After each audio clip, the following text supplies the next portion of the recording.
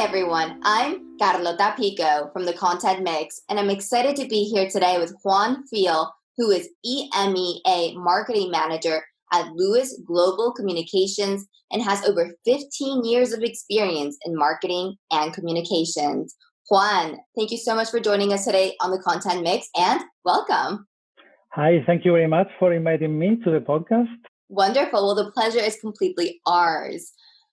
I'd like to get started with a very general question, just so that our audience knows a little bit about who you are and how you got into your current role. So if you could tell us a little bit about your background, a bit about the company that you're currently working at, and what led you to get into a career of marketing and communications.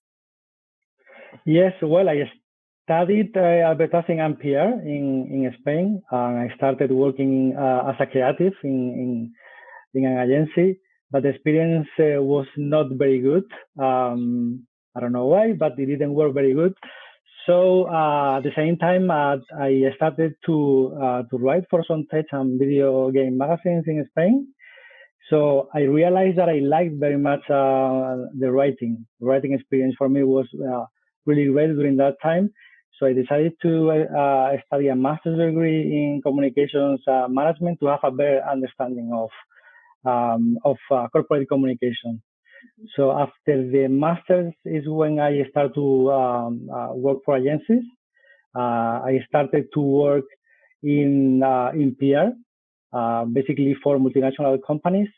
And as soon as the social channels started to get popular, I think in 2008, I started to integrate them in the PR plans. So it was very easy for me, that transformation in 2008.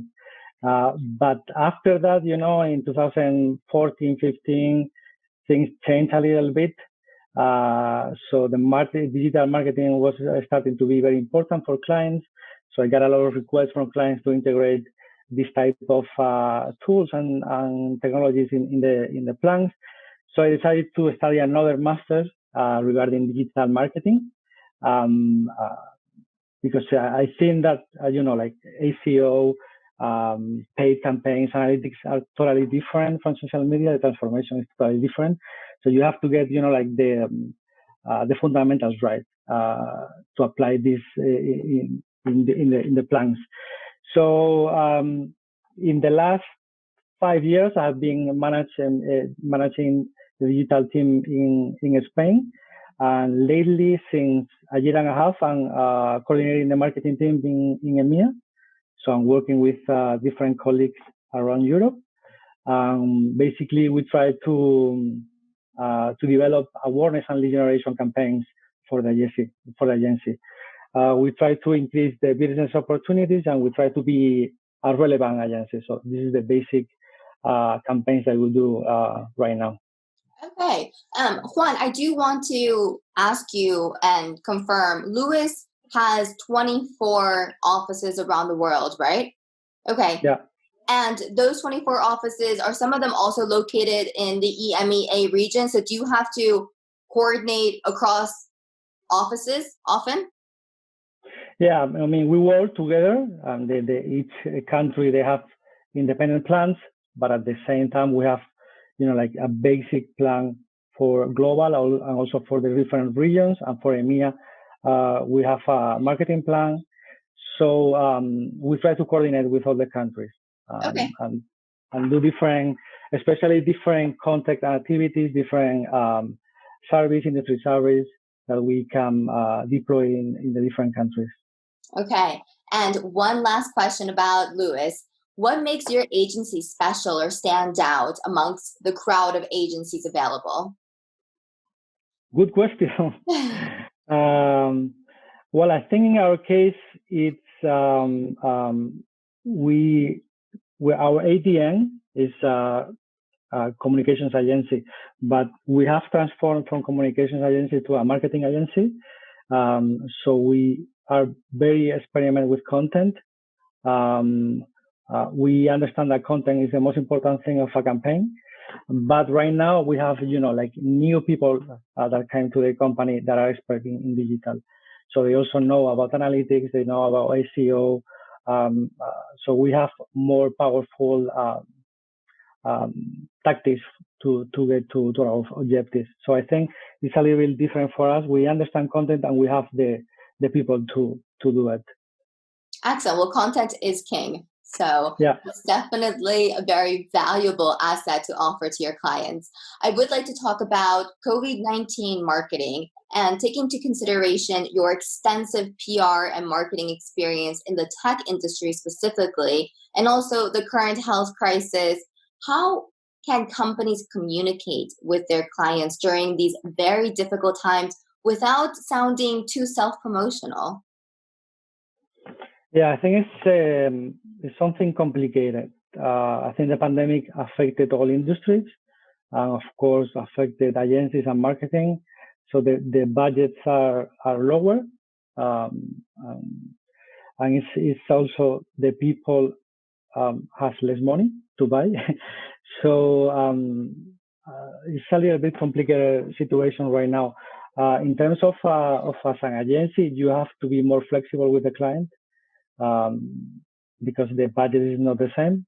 So you have to be very smart in terms of what to offer, what they should be doing.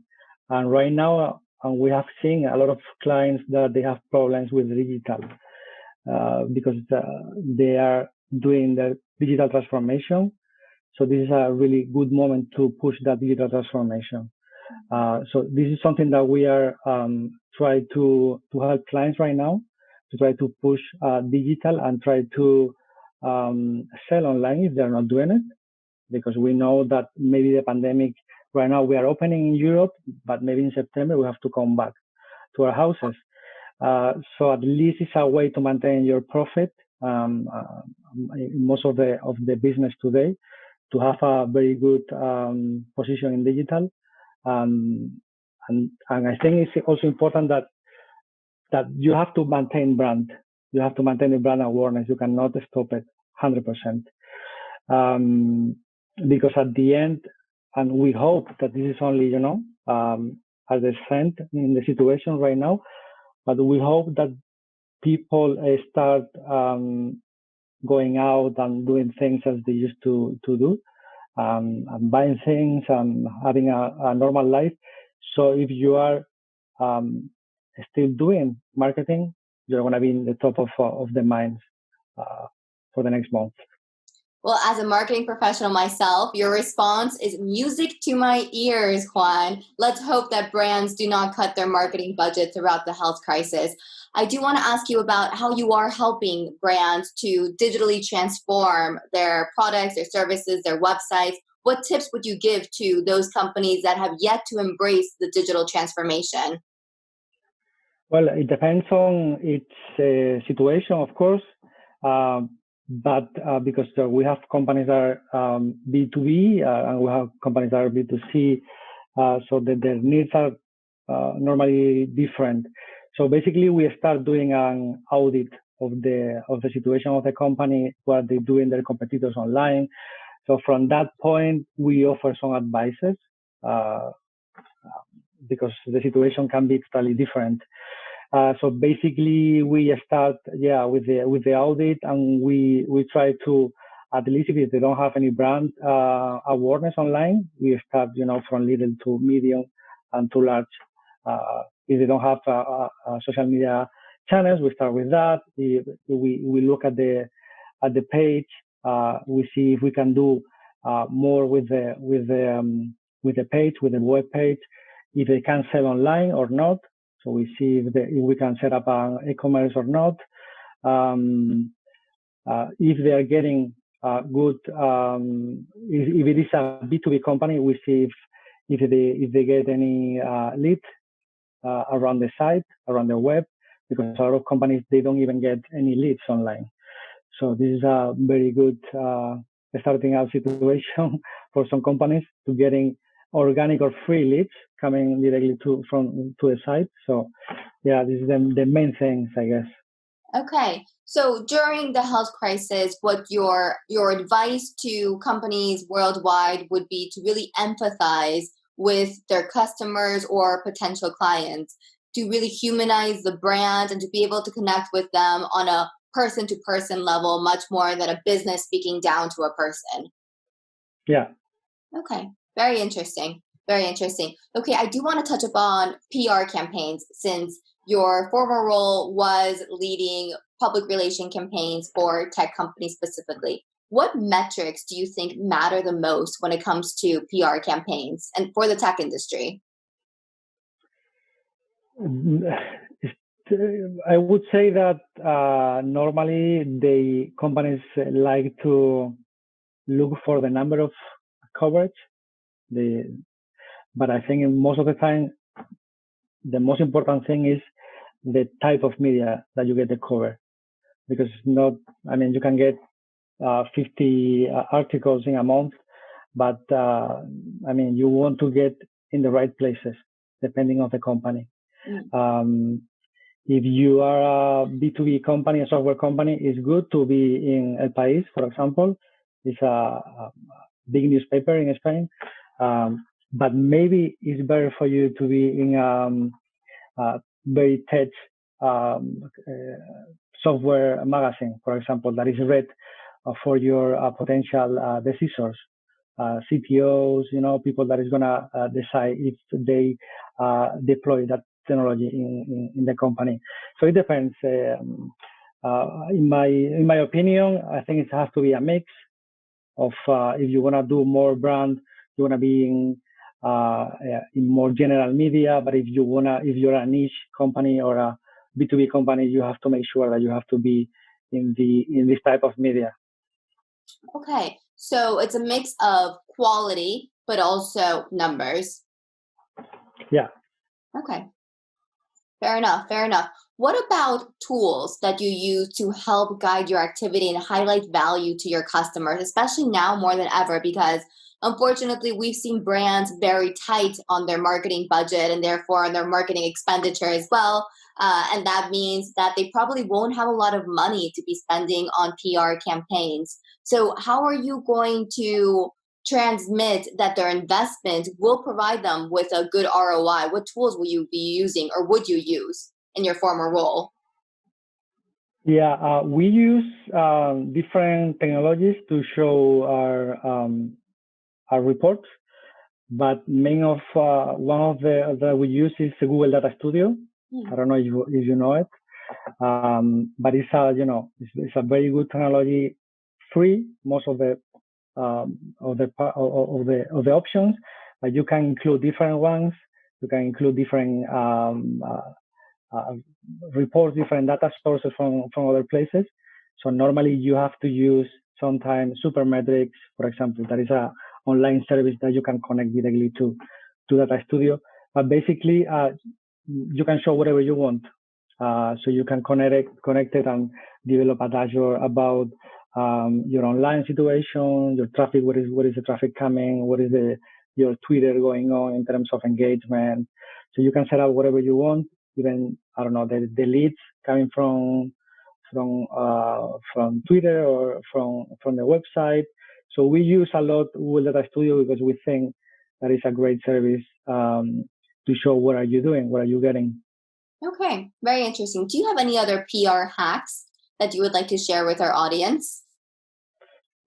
PR hacks.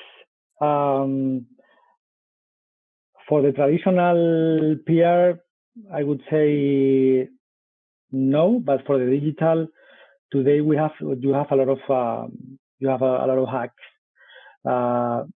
There is a service called Zapier, for example. I don't know if you know it, but it's also very interesting to connect different services. So if you are getting, for example, the circulation for different magazines, and you wanna get it in a Google spreadsheet automatically, and get the audience of that magazine, online magazine or blog, and get the visitors also to the same place and show it in this Data Studio, for example. You can do it with all this, with Zapier in this case, to connect different services. So you don't have to do it yourself, basically, and don't lose time doing the report. That is one of the biggest problems, I think, the time that you spend reporting. Yeah, absolutely.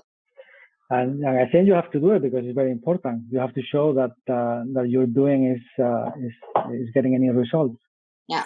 Well, time is money, Juan, definitely. Yeah. I do want to touch upon one of the comments that you made earlier on, which was about content and how important content is when it comes to marketing, PR campaigns, and everything that we do as marketing and communication professionals. When it comes to content, HubSpot's CEO said the following: what separates good content from great content is a willingness to take risks and push the envelope. Because of your experience in promotional campaigns, I want to ask you, what separates great promotional campaigns from just good ones? Well, I think we have two views over here. I think you have to be creative, of course. Creativity is very important, but you have to be based on something, in data, basically. So I think research today, especially with online, you have to understand what is your target looking for, what is your target willing to read. So today, I think we have the tools to find that information about the keywords, about the content that people want to read about.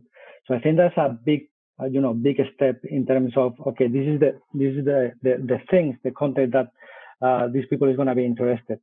So you have to mix both things. Okay, I know that this is the content that is going to be interesting for my target, and then mix it with creativity.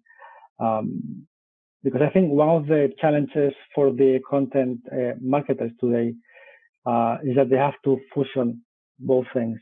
I mean, today is not enough with writing a good content.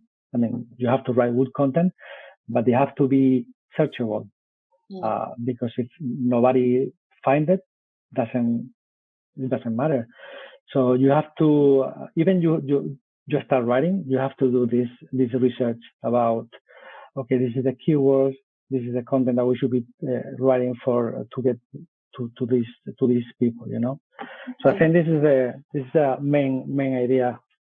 I think that's really good advice that you just offered to our audience, because oftentimes as marketeers and communication professionals, we're really interested in storytelling, and storytelling, of course, is key, but it's the basic, right? Like that's the basic thing that we need to do as professionals in this industry. And then on top of that, we need to add an extra layer, which are keyword searches. Because as you rightly said, if you're not online, you don't exist.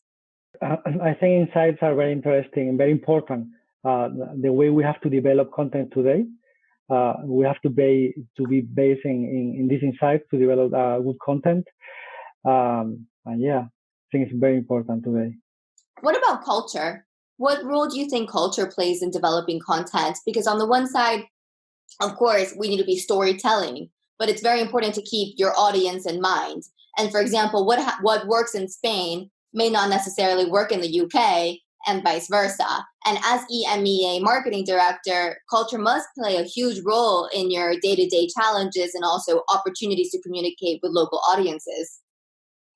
Yeah, in our case, we develop a lot of global and European campaigns for our clients. And normally what we do is we have one point of contact that might be in Europe, and all the offices around, they have the main objectives, they have the main goals, they have the main topics of the campaigns, but they have to adapt the content to their local stories, to the local trends, to use the local hooks to get that content to the people in the country. Because a global story is just a global story. You have to include the special details for your country to make it work better.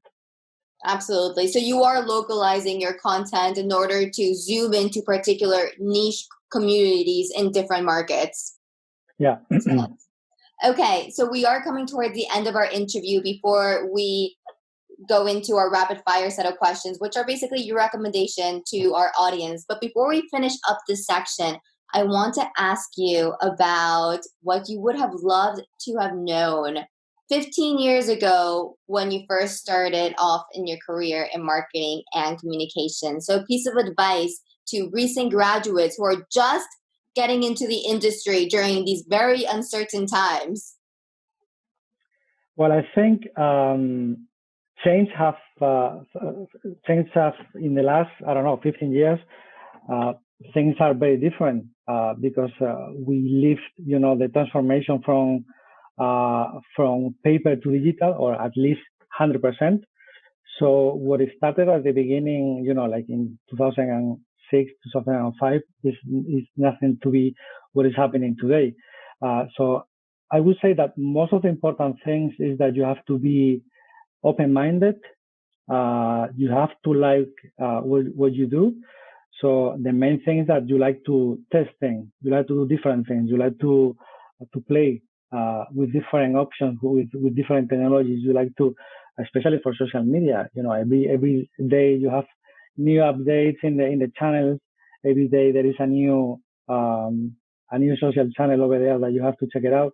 So I think it's something very important that you have to like to play with things. You have to like to be creative.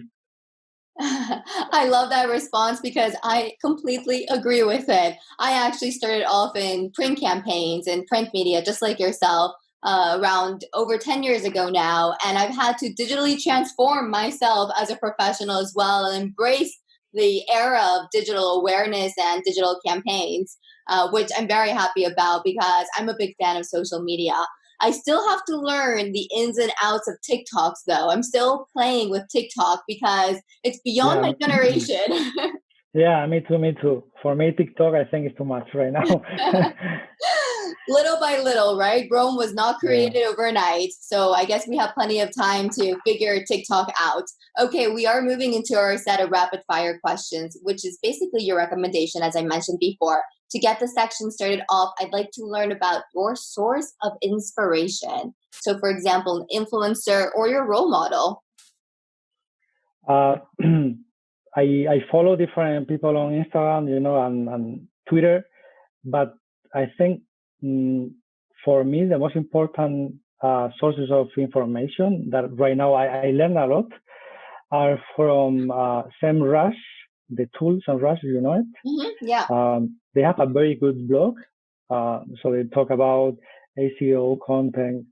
So I learn a lot from them, and also most there is another SEO and content tool, and they have like a great blog where they talk about every day about different techniques, hacks for the day to day. For me, they are the best sources. Yeah. I'm actually a former entrepreneur, former tech entrepreneur. And because of my background and also personal interest, I'm a big technology follower of different technology influencers. But to just spin off of what you were saying right now about SEMrush, I attended their party last year after the Web Summit. I went to the Web Summit for professional reasons and on top of my personal interest, of course, being a big fan of technology and technological advancements, and their party was just fabulous. Great. Where was it? The party? Lisbon, right after the Web Summit. Oh. Yeah. Oh yeah, in Portugal, yeah. Yeah. Let's see what happens with events this year because I'm afraid that the majority of these events will have to be digital ones going forward, especially until we have a COVID-19 vaccine. Well, Juan, thank you so much for joining us today on the Content Mix. It was a pleasure to have you on the show, and I can't wait for our coffee in person one day. Sure. Thank you very much to you. And thanks everyone for listening in. For more perspectives on the content marketing industry in Europe, check out the Content Mix. We'll be releasing interviews just like this one, so keep on tuning in. Thanks again. Have a great weekend and see you next time. Bye.